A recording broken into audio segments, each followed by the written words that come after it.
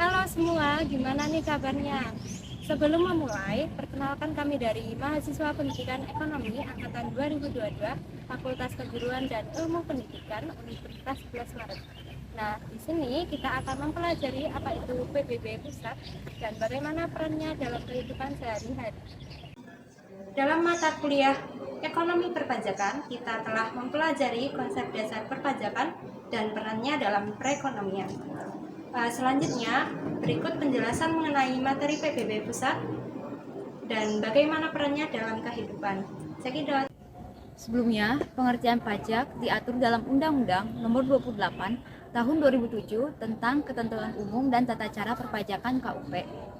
Adalah kontribusi wajib kepada negara yang terhutang oleh orang pribadi atau badan yang bersifat memaksa berdasarkan undang-undang dengan tidak mendapatkan imbalan secara langsung dan digunakan untuk keperluan negara bagi sebesar-besarnya kemakmuran rakyat.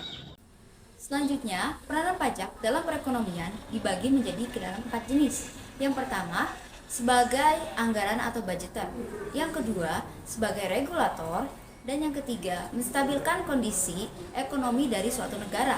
Dan yang keempat, sebagai redistribusi pendapatan. Berdasarkan lembaga pemungutannya, pajak diklasifikasikan menjadi 2 jenis, yaitu yang pertama pajak pusat dan yang kedua pajak daerah.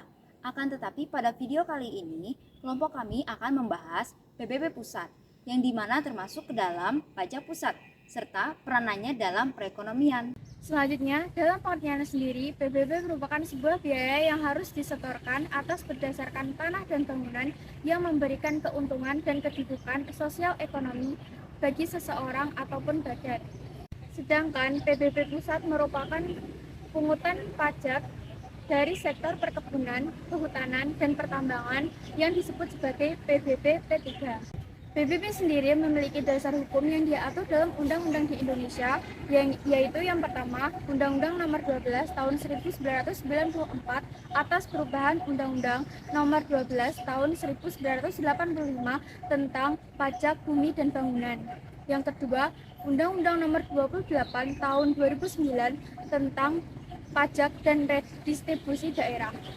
Nah, secara garis besar, PBB terbagi menjadi 5 sektor, yaitu yang pertama sektor perkotaan, yang kedua sektor pedesaan, yang ketiga sektor perhutanan, yang keempat sektor perkebunan, dan yang terakhir sektor pertambangan.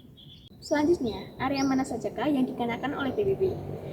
Area yang dikenakan oleh PBB yaitu yang pertama area emplacement, yang kedua area pengaman, yang ketiga area tidak produktif, yang keempat area belum produktif, dan yang terakhir ada area produktif. Sedangkan area mana sajakah yang tidak dikenakan oleh PBB? Area yang tidak dikenakan oleh PBB antara lain yang pertama, area yang digunakan untuk kepentingan umum seperti tempat ibadah, tempat pendidikan, sosial kesehatan, dan sebagainya. Yang kedua, area hutan lindung, suaka alam, hutan wisata, dan sebagainya. Yang ketiga, area yang digunakan oleh kepentingan diplomatik maupun konsultan. Yang keempat, area perkebunan yang dimiliki halnya dan dimanfaatkan oleh wajib pajak tersebut. Dan yang terakhir, rumus untuk menghitung PBB yaitu tarif 0,5% dikali nilai jual kena pajak atau NJKP. Dan yang terakhir, peran PBB dalam perekonomian yaitu yang pertama, untuk mencapai kemakmuran dan kesejahteraan rakyatnya, yang kedua, untuk kepentingan pembangunan ekonomi, yang ketiga, menjalin kerjasama internasional, yang keempat, mendorong perdagangan bebas dan fair, yang terakhir, menyediakan bantuan dan dukungan ekonomi. Demikian penjelasan dari kelompok kami terkait materi PBB Pusat. Semoga penjelasan kami dapat menambah wawasan dalam memahami konsep dasar perpajakan dan peranannya dalam perekonomian.